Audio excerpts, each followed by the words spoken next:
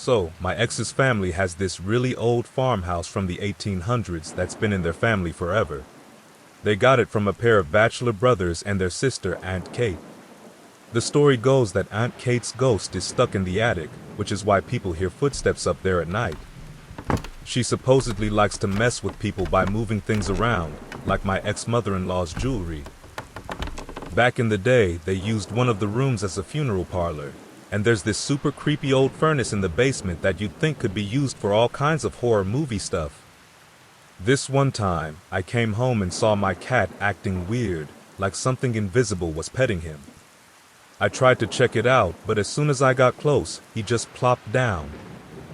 One night, my ex woke up to see a lady in white just staring at him. Given he's this down-to-earth electrician/farmer, making up ghost stories is totally not his thing. Aunt Kate's old room is another level of weird. It's always freezing, even when the rest of the house is boiling in the summer.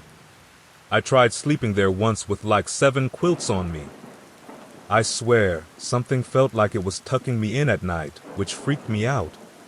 And somehow, the door, which is super creaky and would have definitely woken me up, was wide open in the morning.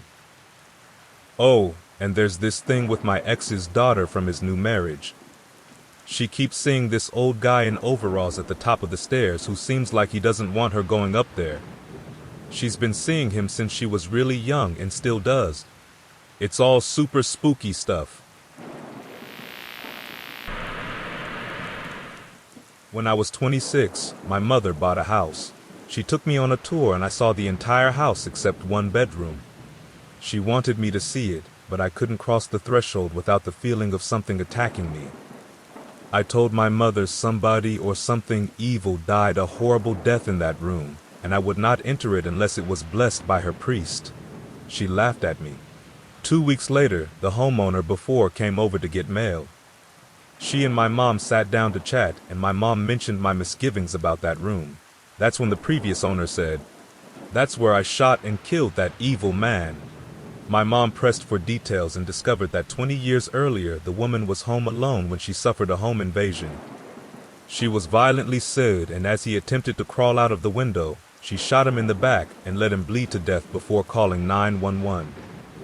He was a known predator wanted for murder in 3 states. My mom had a sage scrub and a blessing done, and then I was able to enter that room.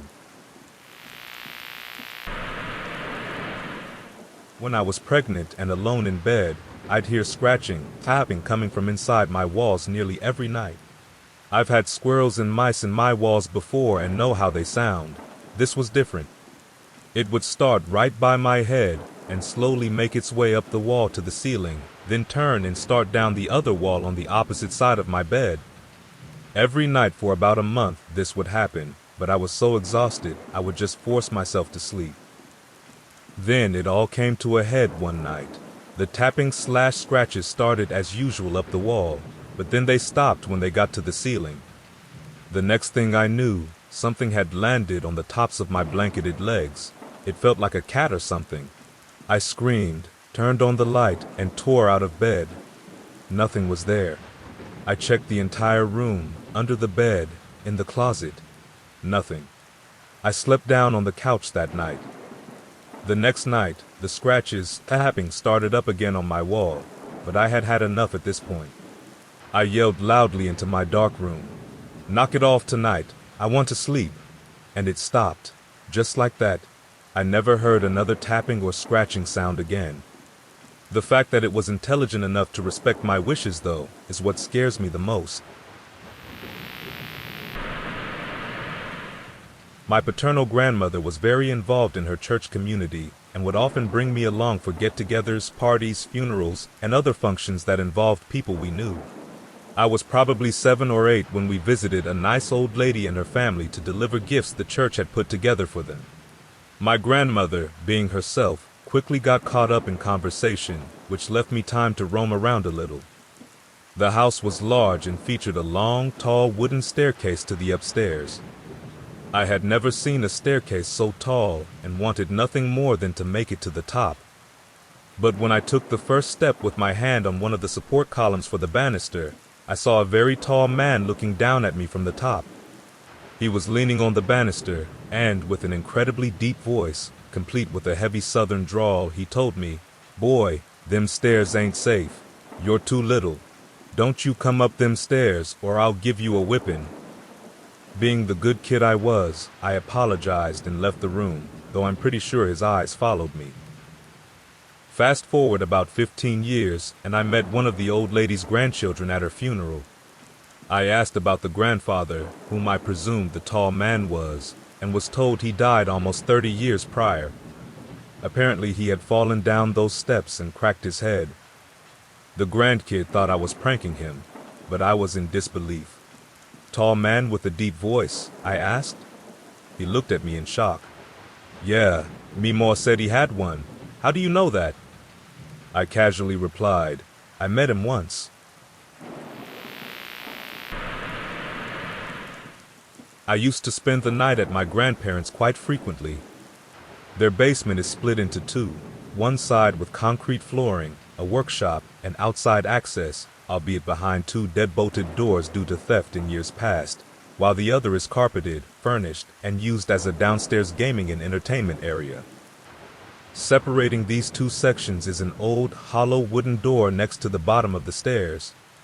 In the back of the carpeted side is a bedroom of sorts with an incredibly comfy bed where I spent most nights. One night, I was sleeping peacefully when I suddenly woke up for no tangible reason. Frustrated, I sat up, rubbed my eyes, and that's when I heard it. A deliberate and noticeable knocking sound on the door to the concrete half of the basement. The door, being old and hollow, made it unmistakable where the sound came from. I didn't dare navigate through the dark to open the door. I just closed my eyes and pretended it wasn't there.